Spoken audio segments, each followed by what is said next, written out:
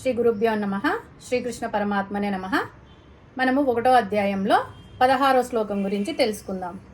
ఓం అనంత విజయం రాజా కుంతి పుత్రో యుధిష్ఠిరః నకులః సహ దేవస్య సుఘోష మణిపుష్పకౌ.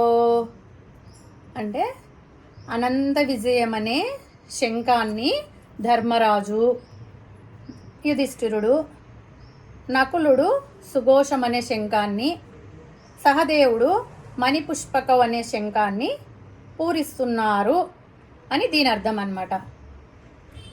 అంటే విజయం అంటే కౌరవుల మీద యుద్ధంలో పాండురాజు వాళ్ళు, యుధిష్ఠిరుడు వాళ్ళు జయించే యుద్ధం కాదు.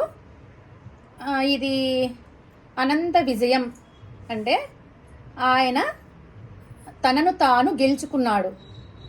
గెలుచుకోవడం అంటే ఎలా అంటే తన హృదయాన్ని తెరుచుకొని అందులో ఉండే పరమాత్మ స్థితిని తెలుసుకున్నవాడు కాబట్టి ఆయన తనను తాను గెలుచుకున్నాడు. నిశ్చలమైన మనస్సు కలవాడు కాబట్టి ఈయనకు విజయం వరిస్తుందన్నమాట. ఏ విషయంలో అయినా కానీ ఈయన నిశ్చలంగా ఉంటాడు. అంటే ఈయన చాలా అప్పుడు సాధన బాగా చేశాడు. వనవాసంలో ఉన్నప్పుడు మహర్షులకి సేవలు చేయడము, వ్రతాలు, నోములు అవి ఇవి చాలా ఎప్పుడు వాళ్ళ సన్నిధిలో గడపడము అన్నీ తెలుసుకున్నాడు. ఈయన ధ్యానించి ఏ పరమాత్మను ధ్యానిస్తే ఆయన ప్రత్యక్షమయ్యే స్థితిలో ఉన్నాడు కాబట్టి విజయం అంటారు. ఇది మామూలు విజయం కాదు, అనంత విజయం. తనను తాను గెలుచుకున్నాడు కాబట్టి రాజా, అనంత విజయం రాజా. ఇంత గొప్పవాడు కాబట్టి తల్లిదండ్రులకి అంత ఇటువంటి కొడుకులు ఉండాలి తల్లిదండ్రులకి. అందుకే కుంతి పుత్రో యుధిష్ఠిరః. యుధి అంటే యుద్ధం, స్థిరః అంటే గెలుచుకున్నవాడు. యుధిష్ఠిరః. నకులః, నకులుంది సుఘోషం. సుఘోషం అంటే మంచి శబ్దం వచ్చేదాన్ని సుఘోషం అంటారు.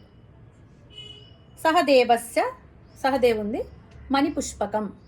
మణిపుష్పకం అంటే మణి అంటే కఠినమైనది, పుష్పకం అంటే సుకుమారమైనది.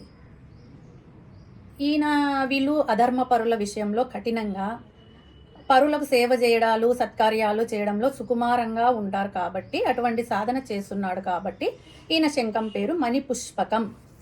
హరి ఓం తస్సత్.